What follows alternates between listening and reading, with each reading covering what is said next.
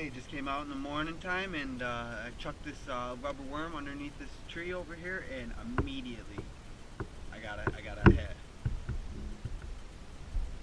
And I got myself another nice largemouth bass. I have never caught so many big largemouths in my life. I thought the first couple days up here, I thought that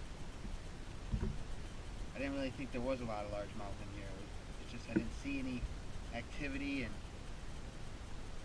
and now I'm getting it. Oh, don't you dare!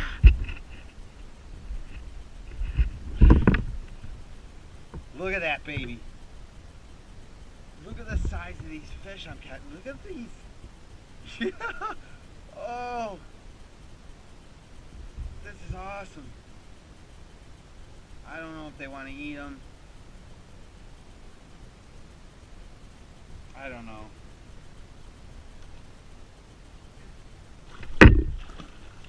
Well, too late. We just got away. We just let him go. Dude, this is mint. This is mint.